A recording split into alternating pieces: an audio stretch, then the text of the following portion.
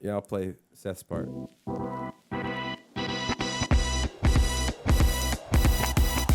right.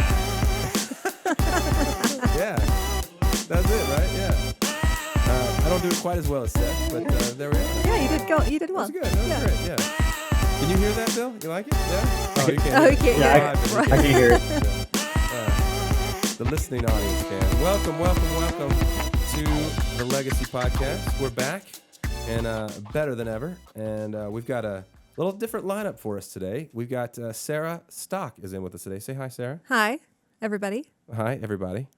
Sarah. I have been What? taken What? from my desk.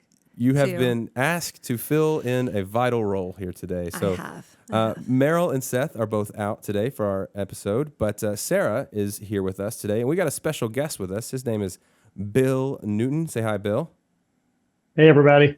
Bill is a youth ministry extraordinaire. He was probably the youth minister over the greatest youth group to have ever been, I would say. And since Sarah and I are, the youth ministry team here, if you don't know Sarah, Sarah's our ministry coordinator for the student ministry. We thought it would be good for the two of us to pick Bill's brain and get some ideas about, some of the greatest things about that particular youth ministry, some of the greatest people in that particular youth ministry. Oh no, here we go. All of that stuff. If you can't tell by now, Bill was my youth pastor back in the day, back at Lone Oak, Arkansas, right? Yep. Yeah. Yep. Yeah. Can you, Bill? What? This is a dangerous question that I literally just thought of. We've had like weeks to prepare this, and I haven't thought of any real serious questions. What was your first impression of me coming into the youth group? Sixth grade. I was a sixth grader when you. No, I remember. Yeah. I remember. Okay. I think my first impression was, I don't know what dosage of medication he's on, but he needs to up that pretty quick. Well, funny story. They did. And I've never been the same since. But yeah, okay. Yeah, that checks out. I think everybody that knows me will, that's your verification that you were indeed the guy back in the day. Yeah, yeah. Youth ministry. So I'm gonna read something real quick. Just got a brief little bio of Bill, so we kind of Here we go. can know who he is. Bill, I know him as Brother Bill. Oh, Yeah. Okay. So Sarah, like, do you pastors when you were growing up, did they have like a surname or like brother or reverend or Pastor. pastor? Yeah. It was like Pastor blank, Yeah. whatever. Yeah. I think most people do. We at Lone Oak, it was brother. It was Brother Bill, Brother Jimmy, Brother Danny. Yeah, I've never heard Is that that before. weird? Yeah. It is weird. Well, here's what I've discovered, actually. That is, I think, a culture thing, because when we were at Lone Oak, I was at Lone Oak with you, and we were there. I was there for a little over 8 years, and everything was Brother Bill, Brother Jimmy, Brother Danny. And I went to the next church that God opened the door to, First Baptist Hot Springs. Yeah. And it was kind of a weird adjustment because everybody there just addressed the staff by their first name. Yeah. And so it was a little bit of a whiplash because I was like, what is this? Yeah. And then, so that's when I realized pretty quick. And now working for the Arkansas Baptist State Convention, traveling the state and even other states, I've noticed that some churches first name, some it's brother, some it's pastor. And so I think it's more of a culture thing than anything else. I've not run into any more brothers. Like, This is the first time I've heard heard it. pastor and I've heard the first name thing, but never brother. So anyway, Brother Bill Newton served in student ministry in the local church for over 25 years. Currently serves at the Next Gen and Discipleship Strategist. Sorry, I can't read. Wow, are you okay? Wow, yeah. He never taught me to read. That was the problem. A student ministry in the local church for over 25 years. He currently serves at the Next Gen and Discipleship Strategist for the Arkansas Baptist State Convention. He recently completed his doctorate through Truett Seminary at Baylor. He's passionate about apologetics, movies in particular. Like, I know which ones. Like there's a Batman shirt underneath that hoodie, isn't there? Right? I cannot show you that. Okay. Yes, probably. Yeah. Apologetics, movies, and all things nerdy. Feel free to ask him about Batman or his Lego collection. Look at that. Oh, love Legos. Oh, dude. Yes. Y'all do. I love forgot Legos. about that. Bill and his wife Renetta have been married for 28 years. They have 2 biological children, Corin, 24, and Josiah, 19. He also serves as foster parents. Feel free to, ask any questions you have based on that. Sarah, what do you think? Bill? Legos. Yeah? I mean, Legos? I don't think that's what we're here to talk about today. Probably not, but we could. I mean, Dude, his office is epic. Yeah, it's Yeah. legit. I'll have to show you some pictures when I'm there in a couple of weeks. Yes. Yeah. Yeah. Yes. I have some So Legos, but I could use more if my boss ever wanted to. Sarah is into like the decorative Legos, like the flowers and she's Oh got a yeah. big poster above her desk that's like a galaxy, right? It's Yeah. pretty cool. But I Yeah. also have others at home. Yeah. Yeah. Yeah. Legos are therapeutic. Oh, I agree. Until you step on one. Yes, they are. Yes. Yeah. Until you step I on have one. stepped on one before.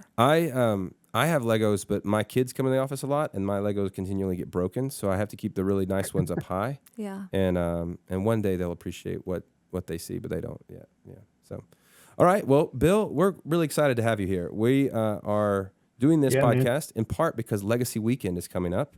I think when this episode drops, Legacy Weekend will be this weekend, right? Yeah. So this Cool. weekend, Legacy Weekend, Bill will be here in person, in the flesh. And he will be kind of talking to us about what it means to leave a legacy, to be intentional about discipleship as families and with young kids and with older kids. Sarah, your kids are in high school, right? Yeah. Middle school and high school. Yep.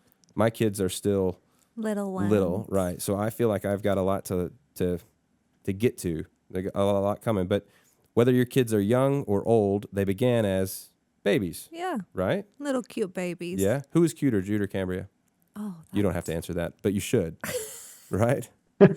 I mean, they're both cute. Yeah. Yeah. Yeah. You're not going to answer that. I'm not right? going to answer that Yeah. question. Bill, which one are your two were cuter? Huh? I have a boy and a girl, so they were each cute in their own way. there we go. See, me Yeah, too. Me yeah. too. Yeah. Do you do the? I feel like I couldn't tell. Like when people before I had kids, I couldn't tell that babies looked like their parents. But now that I've had kids, I can see it. Like I can see babies. I'm like, oh yeah, that looks like you. Yep. Oh, Jude was identical to Ryan. To Ryan? Immediately. Yeah. They were like, "Are you Yeah. sure he's yours?" And I'm like, "Pff, yeah." There are still times I see him now where I'm like, dude, that's just like your dad. Yeah, he, yeah. he resembles his dad a lot. Yeah. I've got three: Kaylee, Porter, and Raleigh. And Kaylee looks like me. Porter looks like kind of favored Hallie more than Kaylee, but then Raleigh is really like Hallie's twin, I think. And anyway, it's a whole weird thing. I remember when I had kids, Bill, it was the thing that tripped me out the most about the second one is the second one not only looked like us, but it looked like the first one. That's bizarre. Yeah. And then they just let you go with them. Anyway, I'm just rambling about kids. Bill, we want to ask you, you've had so many years of experience in ministry and at several levels of ministry. You were the children's and youth pastor at Lone Oak. Isn't that right? You did Yeah. both. Yeah. Wow. Yeah. Yep. Yeah. Yep. I did both at Lone Oak K through 12, man. We did Awana. Focused mostly on youth. I did some stuff with kids, but a majority of my time was spent with youth there. Yes. Well, we were the ones that deserved the majority of your time. You needed the most help. And so you've been in every level in the discipleship journey with parents as a parent. Today, we really want to ask the question: What advice would you give first-time parents about raising kids and the way they should go, so to speak? Right? What's been your nuggets of wisdom? What have been the things that you found have been the most helpful throughout the years? Yeah, so I think big picture wise, one of the things that I encourage parents to do is, listen, I'll be honest, this probably sounds really weird when you're holding a 6-week-old or holding a 6-month-old, but for those who are parents, man, the time flies and goes fast.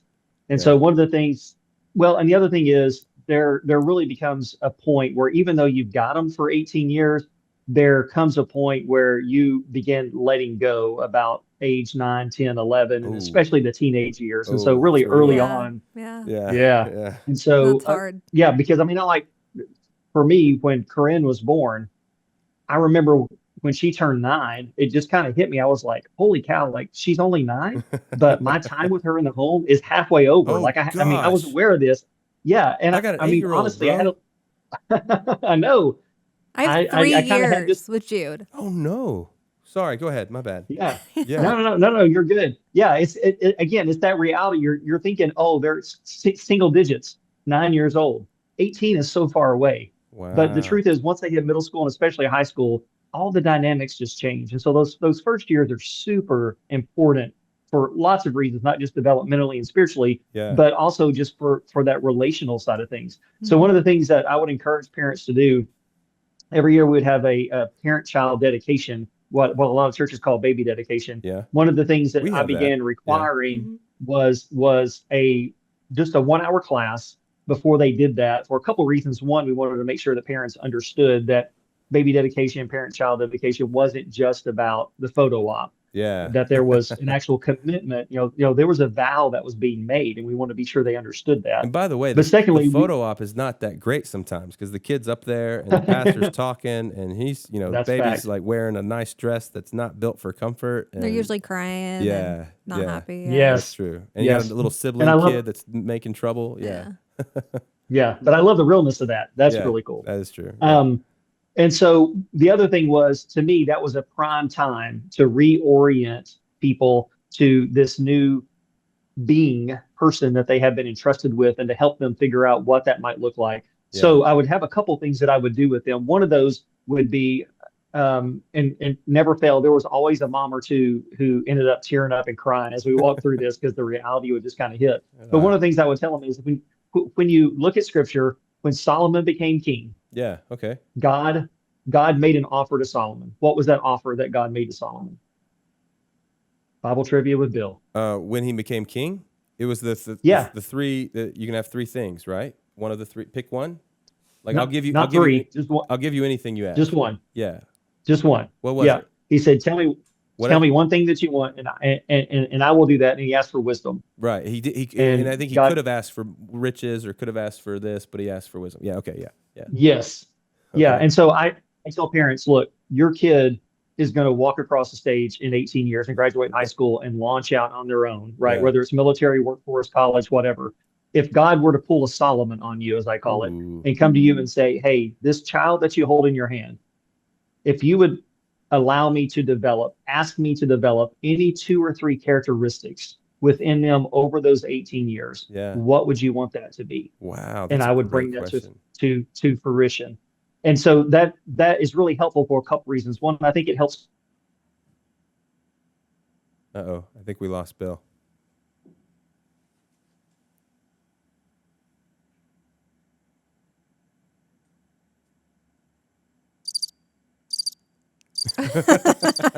I think we lost Bill for a little bit. We'll work on trying to get him back. But I like that question that he just posed. Yeah. Like if you had a Solomon moment, like wind back to when the kids are young, what would you ask for? I mean, I think it's like one thing. That's the tough thing. It's like just one. Like, you know what I'm saying? Yeah. Like, what's the main Oh. thing? I bet he's going to answer that as soon as he gets back on, But what would you think? What do you think? I don't know. There's so many things, especially knowing them now. You know what I Yeah. mean? Like, there's so many things that I would want for them now, knowing them Yes. and knowing like the areas that they need help in and that kind of a thing. Yeah. I think it would be easier to answer when they're babies. Right. Yeah. Well, and there we go. We back? Hey, all right, There we go. we're back. We were just talking, Bill, about how, like, I think that question is really easy. Like, it's better asked when they're babies, right, Yeah, Sarah? Yeah. I think it's harder now that they're older and Yeah. I Yes. know the things that they need. Yeah. Well, and when you have your first one, you don't know what to ask for. You don't know, like I still am struggling trying to figure out what parts of my kids' personalities did I give them biologically, and which ones have I taught them, Oh, yeah. and which ones are like good and bad on both sides, Yeah, right? yeah. Like, there we go, and we're back. Did you pause the recording? All right, so we're just gonna keep rolling with it right there. So we caught you. We lost you last you left us hanging with if you could have a Solomon moment, what's the one thing you would ask for? And we don't know yet. All right. Hey, do I need to? Can y'all see me? I can't see you at all. But does that Oh. matter? Oh, yeah. No, we see you. We see You're you. good. You're good. Go for it. Okay. Yeah. All right. As long as I can hear you. Yeah. Yeah. So, so that Solomon moment where, if God were to come in and say, hey, I will grant you any 2 or 3 things for your kids, what would you like for that to be? And that can be a little bit weird if this Right. is your first kid and not really kind of know, but I still think that's okay. I think to Yeah. have those 3 things, and they don't all have to be spiritual things, is what I tell parents. So, Oh. for example, the three things that I wanted for my kids, because I did this Yeah. with when Wait, Corinne wait. was born. There's three things. That helps. Three Yeah. things. Okay. Yes. Okay. Yeah. Yes. Three Yeah, things. Yeah. yeah. Okay. Again, there's no. It could be two, it could be three, it could be Okay. four. But here's the thing to be careful of: you don't want to have too many, and I'll Right. explain why in just a minute. Okay. But three is kind of a good round number. So for me, here's the three things I wanted for my kids that I hoped would develop in them.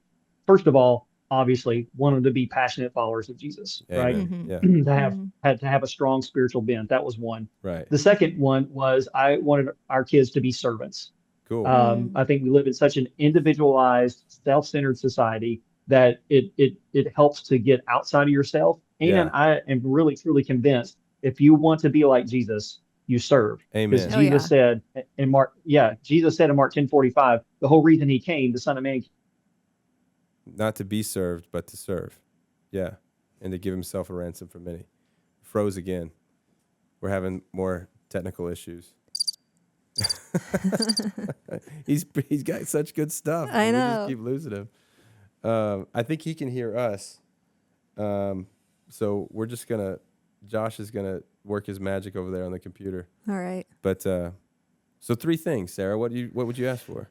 I mean, man, They'll be passionate I feel followers of like Jesus. he's got it with Be first servant. two.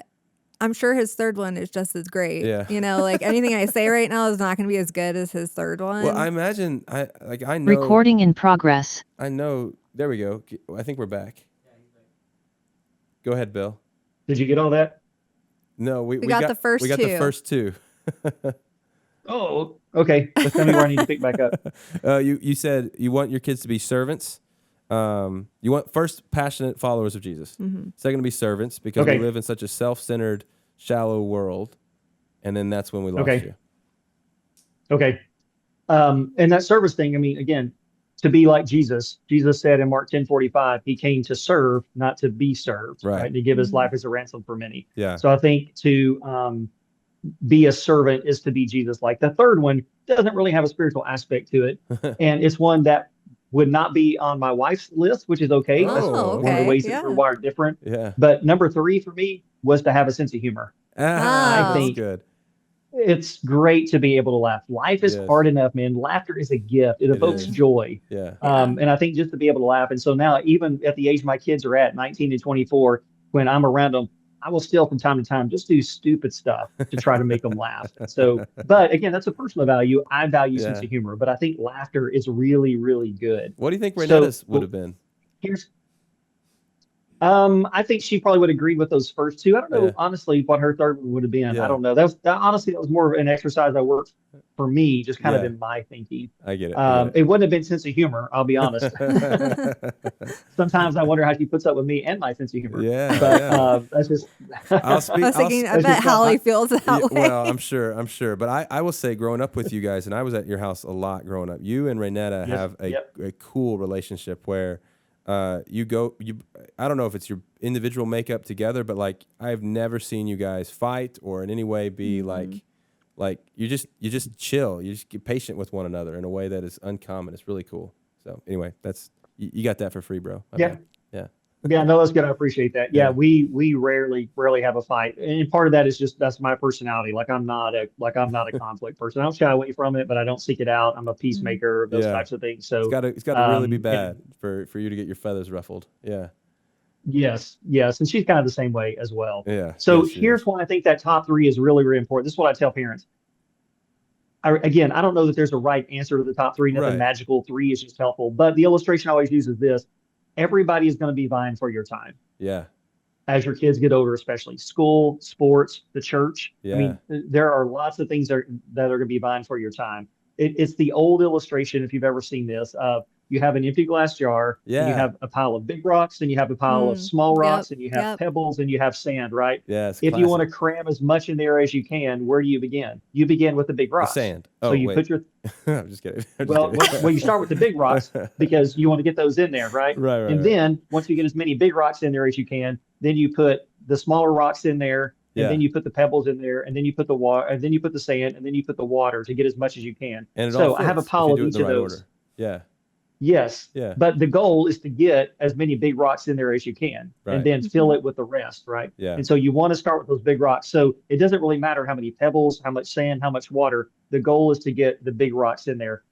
In parenting, these are your big rocks. These are the Mhm. things, listen, Mm. as a family, Yeah. if we accomplish nothing else with our kids, this is what we want to accomplish. Right. So this is where our focus is. This is our target. This is our bullseye. Yeah. Anything that comes outside of that, any of those small rocks, pebbles, sand, water, if we can fit them in the jar, man, that's fine. Well, But and if we don't fit them in the jar, that's okay because we got our big rocks in. yeah, We are doing what we want to do. and I can see how like that framework helps make a lot of decisions for you, because it's yes, Absolutely. like we want to be involved in this? Well, does that help us accomplish the big rock or not? Is that a big rock, second rock, or sand? You know what I'm saying? And like Mhm. if we can, Yeah. great, but these are must. So like if I want my kid to be a passionate follower of Jesus, I want him to be around Jesus people. I want him to love the church, not just be drugged to church, obviously, but to enjoy it and to love it Yeah. and to Yeah. get things from it and to be a participant in it.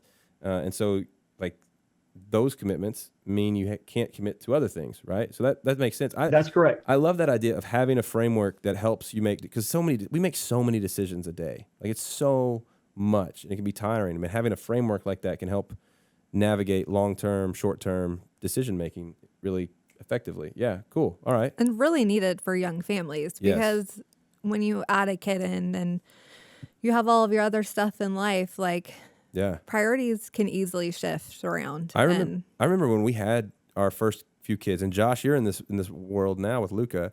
Like it felt like, oh my gosh, my life is so busy now, and now my daughter Yeah. is doing dance, and my Yeah. sons play soccer, and your kids are starting to do a lot of activities with their high school and middle school. Yeah. It's only going to get worse, and I didn't think it could get any worse. But it's such Yeah. a short And so, time too. Yeah, it is. Like, I mean, we have just these precious years with them Right. Yeah. and then they're gone. So I think about how busy I am right now. Yeah. And I'm like, yeah, but they're going to be out of the house in how Right. many years? And then what am I going to do? Well, they don't have to be out of the house. You could keep them there and just. Well, I'm yeah. just kidding. Don't do that. Yeah. No, maybe for a couple years. no, Yes. Right. no, It's the beginning of college. launch. Hey, Listen, community college, listen, if they I'll- want to stay home to save some money during that, then go. Okay. But yes, Yeah. they do Now eventually that's have to okay. go. That's okay because you're still in that preparation launch stage. Listen, Yeah. we told our Absolutely. kids from the time they were like 2 or 3 years old, we love you. We're going to pour into you. We are not raising you to live in our basement. We are Oh, raising you no, to no, launch. no. Like you're on. No. Like God has better plans for you, and it's not my basement. There it is. Definitely. There it is. Definitely. There it is. Okay, cool. All right. So, Well, what else, Bill? that- Go ahead. Well, so again, I think when you guys mentioned it, but one of the reasons that's helpful is it's a filter. So Yeah. anytime something comes across your pathway, you can say, okay, we can do this, but we can do this until it interferes with one of our big rocks, Yeah, right? yeah. So we can be committed to this, but these are the things that frame our family. So really, Right. two important things. We lost him again. Josh is on it. We should have just like had discussion notes prepared for individual ones. I think one of the things that I would say if this were me is like one thing we haven't done exactly this, but one of the things that our family we say over and over to our kids, like when I drop Kaylee off at school and whenever we go into new things, is we want our kids to love people well. Yeah. And I think that's a core value for us is like being active in loving people well as a skill and Recording and in value, progress. not just as like an accidental happenstance to things. And the second we kind of fell into, we went to Big Bend Yeah. with the family, and Porter really struggled. He was hiking was not his jam, and so we taught him to say, "Hard things make us strong." Oh. I don't know if that's a big rock. That might be like a secondary rock. Yeah. Yeah. But that's a good little like phrase that we've kind of fallen into here as a family ourselves. Did the meeting end? There we go. It did? Oh. Recording in progress. All Back on? right. Bill, Yes, I you are. I promise we have our act together. It doesn't seem like it right now, but my bad. There's a Josh in the corner. Oh, There we go. Is it the connection? His? Okay. Either way. Oh, I see it right there. Yeah. Oh. Huh? Yeah, he looks He very does. happy right now. He's paused.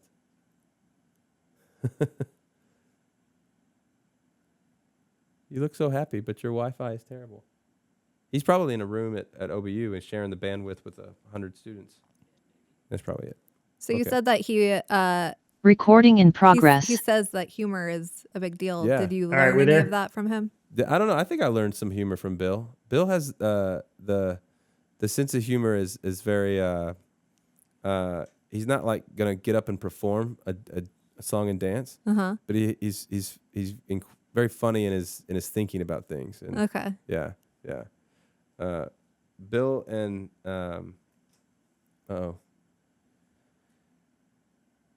Bill and is the nerd, like he said, like a huge nerd. Yeah. Like loves Batman, like all You're the a nerd Marvel too, stuff. just a different flavor. I think I got that from him. Okay. I think I went and saw. Recording in I don't know if he progress. I think I went and saw one of the. Hey, there we are. Bill, did you and I see Yep. the prequel series together? I think I saw the first, like the Phantom Menace with you, but I might be wrong. I can't remember. No, it No. would have been the Phantom Menace. It might have been Sith, which came out in 05, because I didn't come to Lone Oak till 01. Oh, okay. Maybe it was Attack of the And Clones then. I have this Phantom memory. Menace came out in 99, and I saw Attack of the Clones with Renetta in 02. Okay, So it would have had to been Sith in 05. Yeah, I think I have this memory of us going to Cabot to see a movie together and it being cool. Bill's a big music junkie too. You don't know this about Bill, but Bill ran a radio show called Olive Grove, and that is probably one of the most foundational things of because every Saturday he'd pick me up and I'd go with him, and he would do like a little radio thing. He'd play CDs and then do some little fun stuff, and I'd get on the radio every once in a while, me and a few people. So wait. Yeah. He wanted to spend his Saturdays with you? He wanted to spend his Saturdays doing this radio show, but because he's a good youth pastor, he brought students along with him. Oh. And so me and a few others would come with him, and we'd always go get food at because it was 9 to 11. So we'd get back at like midnight, and I remember one time we went through the Sonic drive-through backwards. You remember that? And, I do remember That's that. great. The lady the lady at the window was like looking at me funny, and I was just like, it was the most bizarre thing. I've thought about doing that again, but now there's all these memes and videos of people like throwing ice cream back in there. I don't want people to think that I'm gonna be doing something rude. So, yeah, that was fun. Yeah, I remember Bill used to take us. We went to Super Summer every summer, and then we would do a mission trip or mission camp, Mission Fuge, and some other different. We went to one called Power Plant one year. That was really cool, where we worked with church planners and different things in Nashville. Oh, nice. Yeah. And Bill, this is how good a youth pastor is. I'm not this good of a youth pastor. Bill did not know how to play guitar, but because we didn't have a worship player or worship leader, he learned how to play guitar and sang and led our worship band, right? Well, Until we found somebody who was competent. Yeah.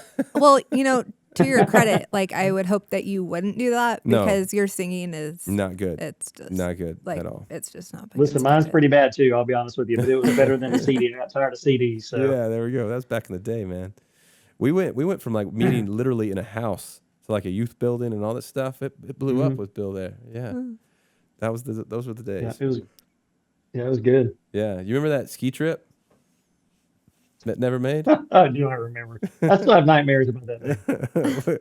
It snowed like 11 feet or something like that. We never made it. Yeah, and there was all kinds of. It was a 90-year blizzard. Things in Colorado shut down that hadn't shut down in 90 years. That's literally. it. Oh man. They let out of school. Yeah, they let out of school. We talked to senior adults there in their 70s and 80s who said they never remember school shutting down any time in their life living in Colorado. We never they made it. shut down that week. We never made it to our hotel, so we had to stay. Never made it to the ski. Gone a week. Never made it to the slopes. So we had to stay in like a little in a church a couple nights. I sleptwalk. I didn't know that I sleptwalk. Do you still? Outside into the blizzard And left the door open. at about 3 a.m. Yeah. He gets up and walks out into the blizzard in Yep. shorts and a t-shirt. Yep, I did. And then I think the other night I Had to tried go to get him. I think the other night I tried to go upstairs to where the girls were sleeping or something like that. Yeah, I'm not You're so sure you were trouble. sleeping then. I don't remember it. But, and then we had to shovel our way into some chalets on the way home. We spent a couple of nights on the coach buses, vans. It was a trip, man. I had a lot of fun. It was Yeah. great. Never skied. Only time in 25 years of youth ministry that I yelled at a student was on that trip. I think I Was remember it that. at Daniel? No. Oh. I was in 7th grade, and I didn't Yeah, have no. It was not at Daniel. Yeah. I don't know if I can say what he was yelling at on air for the public, but yeah, I remember that. That was hey, Bill's mad. We should probably chill out, that sort of thing. But anyway, all right. Sorry, we've had a couple of audio and technical interruptions and stuff, so we're hoping we can get through this next one here. Go ahead, Bill. We were talking about the 3 things and how that forms a paradigm of decision making, and really like implementing like how you spend your time with your. Did you hear me? Did it catch me talking about context, and intentionality? No, I think that's where we should pick up right there. Yeah. Okay. All right. So we'll pick up there. So coming out of those kind of 3 things, those big rocks, whatever you want to call them, there's really 2 key things that are important. One is context. The other is intentionality. Very cool. So context is basically just the framework of which you make decisions. So if you think about something like a car or a house, what are your key questions? What can we afford? How long are we going to make payments? Okay. How long are we going to have it? Especially a house. Is this a starter house? Is this going to be a retirement? The house we hope to retire in. All those Tiny things are going to be your framework for the decision you're going to make about the car, or the house you're going to buy, vacation, whatever it may be. Your budget is the framework for that. Okay. It's kind of the same when you come to your family. Here's kind of those key context questions that you want to ask. What do we want our family to be known for? Like, what do we want to be as a family? Because every family has an identity. Ooh, right? Yeah. That could be fun. Whether you realize it or not, every family has, when people hear your family name and think of your family, there's some type of picture that comes to mind. Oh, so man. what picture is it that you want to come to mind? What is it that you want to stand for as a family? Yeah. Does that make sense? Yeah, Yeah. for sure. Well, and that now I'm starting to wonder what people think about my family. What's Me the too. thought that comes to mind? Yeah. Yeah. So that's one of those key context questions. How you navigate those 2 or 3 or 4 big rocks will help answer that, because that's what you'll become known for. That's the thing that people will say, hey, they will do this or they won't do this because this is what their family stands for. This is kind of their identity. Well, and then the other thing is, go ahead. No, I can imagine people will know what decisions you'll make because their perception of your identity is strong enough to know, like, hey, they're not going to do that because they're going to go to church, or they're not going to do that because they're going to be involved in here, or they're going to serve. Yeah. I can call on them when I need to because they're always helpful, that sort of thing. Yeah. Cool. And so another thing to consider is, as you talk through that, if you're married or if you're a single parent, talk through that with someone that you can help give you some pushback and help refine that. Yeah. But then on top of that, once you make those decisions, those are all honestly kind of philosophical things. This is the philosophy of our family. But you have to communicate that some way to your kids. And here's the reality of the situation. I think a lot of parents don't realize. You are communicating things to your kids, whether you realize you're communicating things to them or not. I know that. My mom told me a story.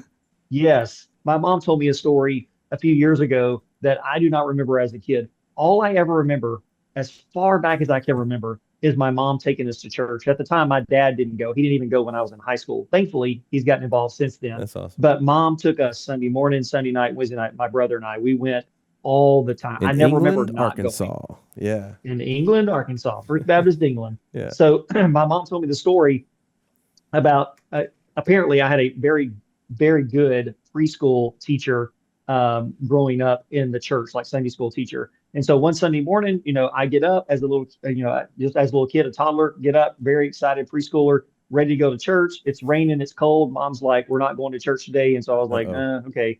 And I go to my room and I play with all my, get out all my Star Wars figures and my toys and just have a play day in my bedroom. Yeah. So she gets me up Monday morning. I grew up in a trailer, mobile home. My bedroom was on one end. My mom and dad's is on the other. She gets up on Monday morning, wakes me up, says, hey, here's your clothes. Get ready for school. She was going to work, take me to preschool. Dad was going to work. She goes back into her end of the trailer, gets ready, comes back to my room, and I'm not dressed. I'm sitting there playing with my toys still. Yeah. And she said, and my mom's really, really cool-headed, but she said she just lost it and went off on me. Like, what are you thinking? What are you doing? We're going to be late. And she said, I just looked up at her with just innocent eyes and said, well, it was cold and rainy yesterday. We couldn't go to church. Still cold and rainy today. Thought I wasn't going to preschool. right?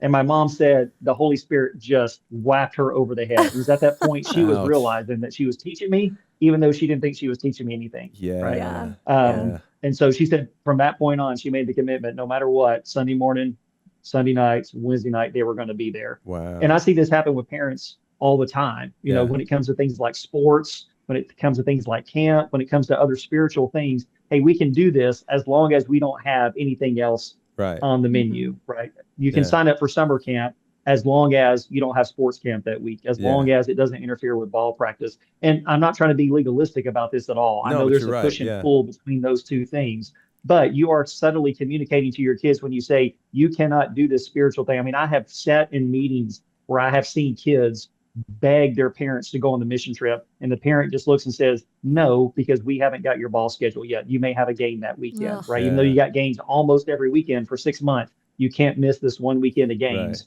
and go on this mission trip." Yeah. And that's communicating something to your kids, whether Yeah. you realize you're communicating things to them or not. And so, I think it's okay to tell your kids as they get older, like, here's the decisions that we make. And there may be some things that you do as a parent your kid doesn't agree with, and they don't have to agree with it. You're the parent. Yeah. But when it's age appropriate, I think it's to help them understand, hey, here's the reason why we're making this particular decision as your parent, Right. because these are our big rocks. These are the things that we value. And so that framework can be really, really important for that. Well, and you and I have seen the other side of it where you see the kid who made those decisions or their parents who made those decisions and then come, 2 years into college in a crisis because their Yeah. son or daughter who's not playing that sport anymore, who's lost their identity in that sport, Yeah. doesn't have a foundation on to stand on, and they're floundering, and they're making decisions that are not good, but they're also predictable in that, like, yeah, if you don't have the crew you ran with, you don't have the schedule you were dependent on, now what are you going to do? You're going to do things that teenagers and young men without fully developed frontal lobes do, and it's bad, and that's part of, I think, even beyond the spiritual side of it, balance of saying we're not going to let anything dictate who we want to be. We are going to decide that for ourselves. I think that's really valuable about what you're saying, Bill, is saying, Yeah. like school, these outside forces don't get deference to what we do. What we've decided is going to be who we are, and what the Lord has called us to be is what. Yeah, that's really cool. I hadn't thought of it quite like that. I'm glad you said that. That's one of the frustrating things in ministry sometimes is seeing that happening and not feeling like you have any way to say what you've said of like, hey, this is what's happening. Yeah. Yeah. Yeah. That's cool. And like for us, one of the things as my kids got older and began looking for jobs, one of the things that we told them was when you go into interview, Yeah. tell them, hey, listen, I'm going to be a hard worker for you, but I don't work Sunday mornings I remember this. and I don't work Yes. Wednesday nights because I have student ministry. If you want me to come in at 12:15 on Sunday, I'll come in at 12:15. Right. But we're in church till 11:30, 11:45, and I will be here as soon as church gets out. I will come straight from church. Yeah. But these are and that worked out pretty good Yeah. for them. Was there any jobs they didn't get because they said that? I don't know. Right. But like for our son Josiah, when he got a busing job a couple of years ago, was applying and interviewing. That's one of the things we told him was tell him you don't work Wednesday nights because you go from school to home to do homework and then church because that's a value for us. Yeah. And Sunday mornings, you can work Sundays, but not Sunday mornings until service is over. Like that's a non-negotiable for you. Like whether or Right. not you agree with that, Hmm. we don't care. That's what we want you to say in the, There we go. that's what we want you to say in the interviews because this is what we do as a family. There Right? we We do go. Wednesday nights and we do Sunday mornings together. And so, the sports thing is the thing that comes up a lot Right. because of that tug and push and pull in youth ministry, but it applies to a lot of different areas. Even when I was in college, Yeah. I did the same thing when I interviewed for jobs. I was like, Sunday morning, I go to church. Wednesday nights, I'm helping out with some stuff. But bro, any other time, I will be the Yeah. hardest worker you've got. I promise. And But if you can work with me on these two things, I'm there. You told me that years ago, and I did that. And I remember the first time I was working at a movie gallery. You remember what those are, Sarah? Do I remember yeah. what they are? Yeah. I'm older than you. I know, but I'm saying like can we collectively remember them? That was so long ago. Like before Redbox took over everything, it was a Blockbuster style Yeah. movie store. And Yep. and you told me that exact thing, like tell them I'm not going to work these days. And one time they called me on like a Tuesday and it's like, hey, can you come in tomorrow? We're in a pinch. And I told them no, I don't work Tuesdays. And I told you about that. And your comment to me was if you'd given in on that moment Yeah. they would have asked you for every other, like they knew you weren't really standing on that commitment. Yep. But if you hold firm once, they'll respect you for it. And you're right. If you work hard, they're going to use you. It's just, make boundaries. That's really cool. Yeah. Yeah. I like Yeah. that. But let me counteract that. I think it is important. Yes, you want to be careful not to get into a slippery slope, but I think it's also important to realize you don't want to be super legalistic. So even Right. though like a job I had in college, Sundays and Wednesdays, I was the head of that particular job at this place where I worked. And they had the president of the company coming in on Wednesday night. Yeah. And they called and said, we want our best workers here, obviously, because the president's coming in. Yeah. Would you work Wednesday night? I was like, yeah, sure, absolutely. For that, yeah. That's yeah, that's Oxes fine. in a ditch. Yeah. Yeah. Yes. Yeah. I mean, you want the people there that you trust the most. I get it. Like, I'm not super legalist about it. It's fine. So again, I think you have to be careful not to be super legalistic, but I think it's also kind of like you said to say, hey, I can make an exception here, but this is not, just know this is not going to be the norm. Like Right. if you get in a pinch next Wednesday night, probably not going to come in, but I'll be Yeah. happy to come in and help you this week. There we Like go. I'm a team player, but I'm not compromising my big rocks as a whole for the team, if that makes sense. Context and intentionality. That's really good. Yeah, context is good. So intentionality is the second one. Here's Yeah. a couple things on intentionality. There are really three things I think that students need or that kids need from their parents. And I'll be honest with you, this is caught straight from the business world. If any organization that's really, really good, these are three things that the people in leadership and that organization are going to do. This is, you can think of your family like an organization. I think that's not terrible. Right, So okay. three things. One is you need strong leadership Okay. in that organization. Kids need strong leadership from their parents. Listen, you are the parent. Your job is not to be their friend. Your job is not to be their friend. This is you talking to new Yes. parents that are fresh out the Yes. hospital. Yes, you are the parents. Yes. Fully My agree. job is to be the protector of my kids, Yeah. not the friends of my kids. Yes. But my daughter, who's 24 now, we're really good friends, right? In some ways, Right. it still kind of have some of those guidelines where we try to protect her and help her to be world wise. But the way we interact at 24 is way different than 14 and certainly way different than 4, Yeah. right? Yeah, She yeah. and I are really, really good friends. We have similar sense of humor. We have similar likes. but Corinne's but awesome. when she's 14, when she's 14, I ain't looking for her to be my friend. I hope we get along. I would love for us to be friends. But if it comes to being a friend or being a parent, bro, my job from God is to be her parent. Yeah. Absolutely. Like that's my thing. I think And there's so- a lot of people our generation that had parents that had that mentality, and we realize like my generation now is like, yeah, that wasn't the way, because Yeah. that Yes. was bad. There's for a lots lot of reasons us. for that. We could get into Right, that. right. But yeah, that's the big Yeah. thing is kids need leadership. They need parents sometimes to tell them no Yes. when they want to hear yes. Yeah. A second thing is planning, right? Planning. Those top three things don't just happen. You have Yeah. got to plan those things out. There are great things just don't happen by accident. So Right. you've got to plan out. Like I would plan out ways to spiritually pour into our kids. I would Yeah. plan out ways to do service, and I would find ways even off the cuff just to do humor. That planning really goes into the third one, and that is that strategy and implementation. Mm. You have to be super strategisk. It's not Yeah. just going to happen. We So say just kind of one example.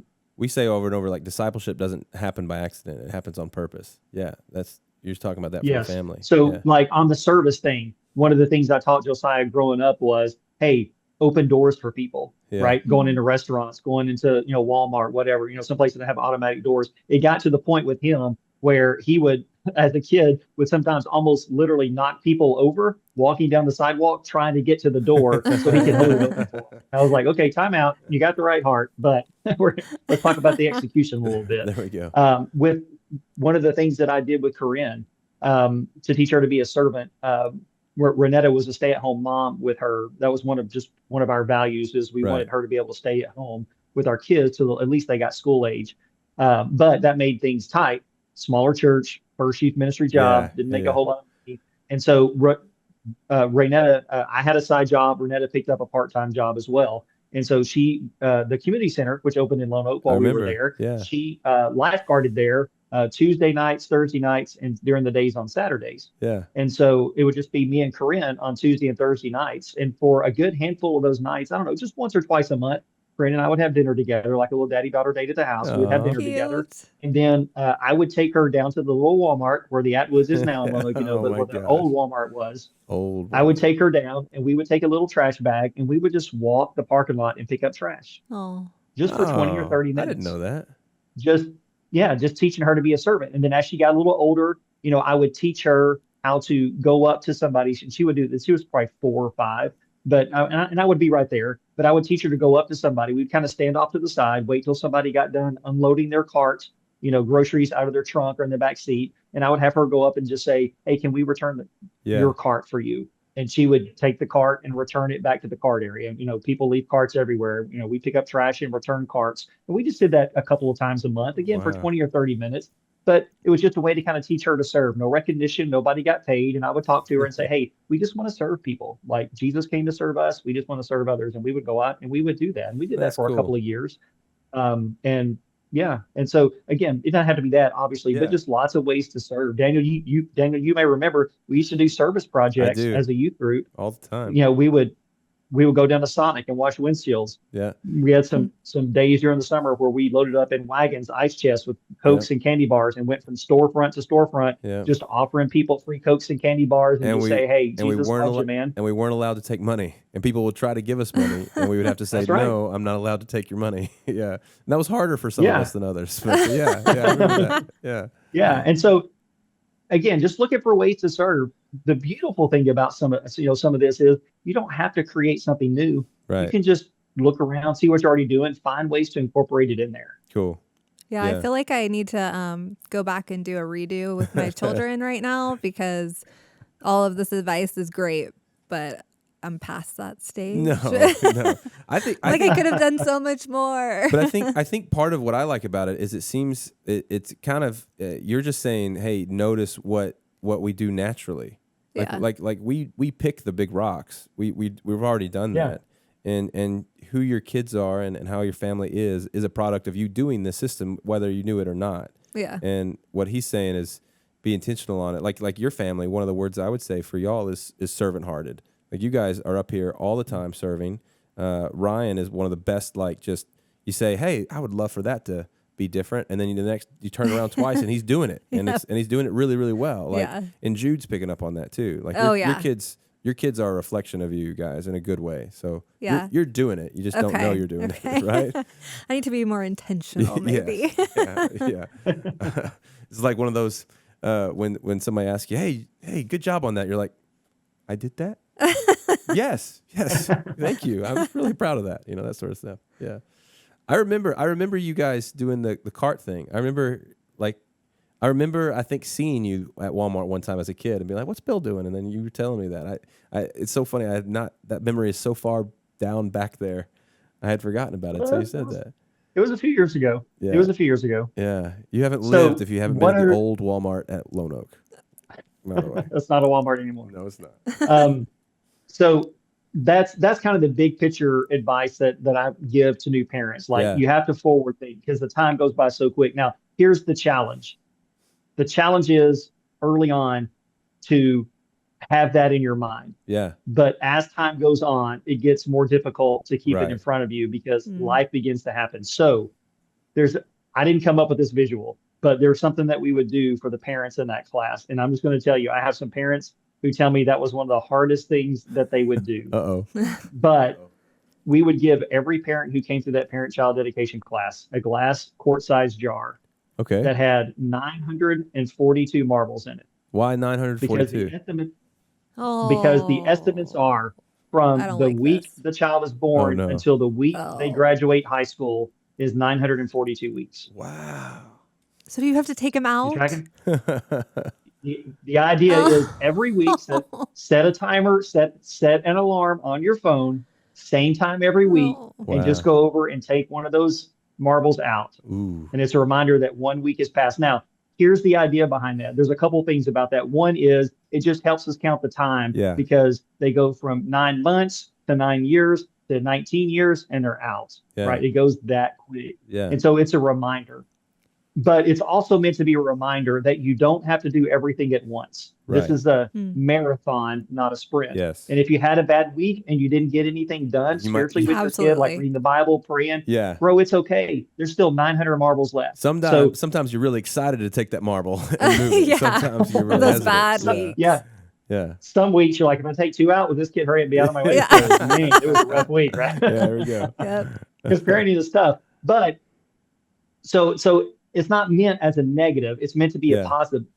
it's meant to reinforce that time is finite. You only have so much time with your kid. It's a reminder of that. But in a way, really, it's a grace reminder. Hey, if you had a bad week, it's okay. There's still a lot of weeks in front of you. Yeah. But it kind of serves as a countdown clock. The guy that I got this from, one of the things he says is when you watch a ball game, Right. when you watch a basketball game, when it's early on in the first quarter, everybody's like, yay. But when does it really get intense? It really gets intense when there's 45 seconds left. Oh, yeah. And and there's a 1 point difference or it's a tie between the team, right? You Right. can just feel the tension that's there. There's an urgency when you realize that there's only a certain amount of time, and it really can help keep you focused on the idea that our time is finite with our kids, and Yeah. we want to make the most of those. And so that has been really helpful and effective. It can be hard, mom. I'll be honest, moms especially. I've had a Sarah. couple of moms when I give them that jar in that Yeah. class, knowing they've still got, the kid's only 6 weeks old, and mom just busts into tears. It just kind of sets in that reality. That's so but- sad. I don't even want to see what the Yes. jars would look like for my kids right now. I mean, yeah. there would be, oh, yeah. Yeah. Maybe I should do that. Maybe You should. Yeah, let's do it. I'm afraid. Yeah, Well, it's it's okay. really helpful.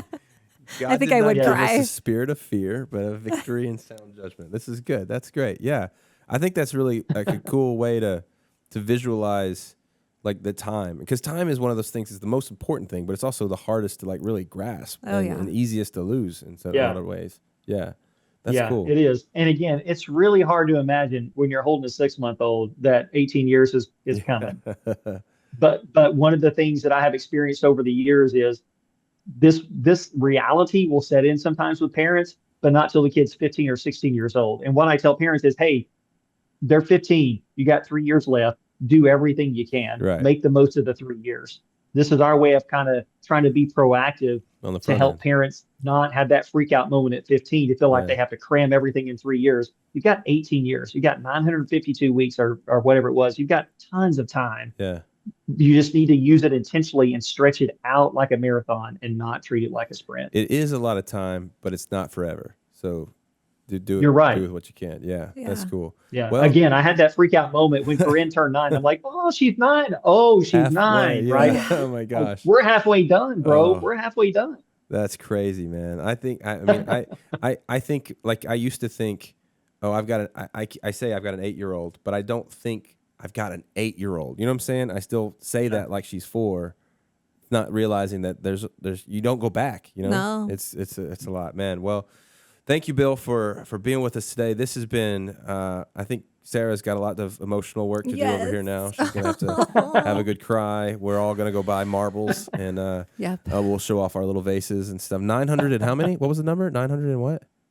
I think it's 952 Okay. is the average. One of the things I would tell parents is, you may have to kind of adjust a little bit one way or Yeah. another, but it's not so much the number as it is just that weekly reminder. Again, Right. not to create a panic, not to be morbid. Or be legalistic But it about is it. Or I'm really- panicking Yeah. already. Yes, Yeah. There we Yes. go. but whether you count them or not, those weeks are ticking by, man. And I so we wonder- want to be sure we have the opportunity to make the most. I wonder how many families that you've counseled to do this have done it, and then somewhere along those weeks, one of the kids like threw a stray ball at the jar of marbles, and it's like, listen, sorry, you gotta have to move out now. You've spent all the marbles, you're done. You know. I actually did have a family. They had 3 jars, Oh wow. and they That's what had I have to them do. up high on a shelf Yeah. in a certain place, and the kids pulled over the shelf, and it shattered the jars on the floor. And they said no. marbles went everywhere. Glass everywhere. Yeah. Oh man. Well, this sort of Yeah. great advice and biblical wisdom is going to be here with us Yeah. this weekend This for weekend. Legacy Weekend.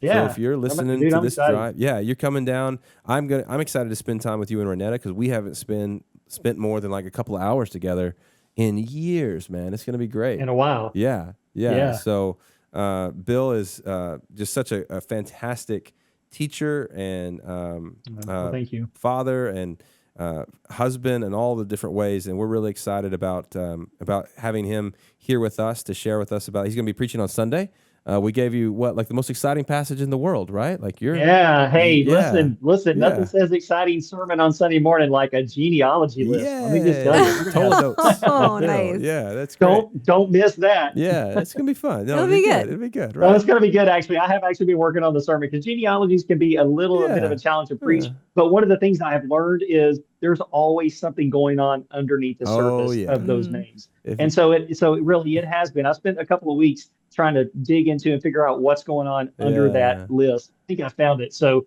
yeah, Cool. I am actually excited to preach it. So it may not sound that exciting, but there's some Yeah. real great biblical truth there we'll dig into. Nice. The end of Genesis 4, beginning of and all of chapter 5, if you want to go get a sneak peek at Yep. what he's talking about there. Man, Bill, thank you so much for being here. Thanks for answering Yeah, our dude, thanks questions. for having me. Dude, I'm excited. If you're listening to this and you have more questions about what life with the under-medicated Daniel was like, Bill will be here to answer all of your questions. And if you're a student and you'd like to come and get lots of ammunition for heckling me when I speak and stuff, I think I need to be time. in Bill's breakout group. Yeah. Just Well, for and, that. and Bill's going to teach a breakout on apologetics and worldview, right? Nice. So one of the foundational things that I remember most about your teaching, Bill, was you had a sermon, like a series, like a little presentation called "Ain't No Monkey," which was very very Arkansas and very youth ministry in the early aughts. But and it was great. It was talked about like creation and evolution. How do we how do we think about these two things? Because they seem to be so at odds and opposed to each other. What's the coming at it from the biblical perspective first, rather than this place of, it was really, really cool. And so I'm excited for him to get to share some of those thoughts and others. And I know we've had a lot of our students and a lot of parents asking questions about while we've been doing this Genesis series. And so Bill's going to be here to kind of help give us some framework around that. So that'll be really cool. Yeah. Cool. Yeah, I'm excited, man. Let's man. go.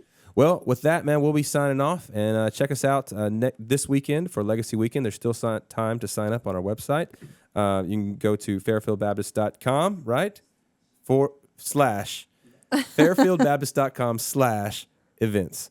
Find Legacy Weekend, sign up. Don't miss out. Bring your family. There's going to be childcare for kids of all ages. Merrill's got stuff. Your kids aren't just going to be like babysat. They're going to be taught some of the same things that we're going to be going over about what it means to be involved in discipleship, even as the youngest part of a family. We got stuff for students, for children, even if you're single or you're an empty nester, this is for you too, because we're all called to make disciples who make disciples. If you have a family, that's your primary place, but if you don't, that's okay too. Like there's people that God has put in your life for you to disciple and lead them to Him. And so we want to help be a part of that. Our mission as a church is to be disciples who make disciples by the word of God, for the glory of God, to impact the world. And that doesn't happen by accident. So Legacy Weekend is one of the ways that we really, really try to hone in on what that looks like. So be excited. Come hear more about Bill and hear what he's got to say.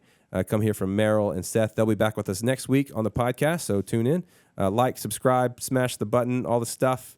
Smash the button. Smash the subscribe button. You're not on YouTube, are you? Oh, is that a thing? Smash? Yeah. I'm sorry. Comment, share. I'm old. 5-star review, Spotify, Apple Music, all that stuff. We'll yeah, that's it. Yeah. Do it, yeah. All right. All Cool. right. Well, signing off. We're Let's out. go. Let's hit that sound All right. of music. So, Thanks for having me, bro. yeah, thanks, Bill. Thanks for being here. Nice we'll to see you meet you. soon. Yeah. All right. Oh, we got music going. There I like it it. goes. All right. I really miss Seth here, man. We need Seth to do that. See you later, Bill. Thanks. Somebody's guys. going to have fun. Somebody's going to have fun editing that. Yeah, for sure. That's going to be a fun edit.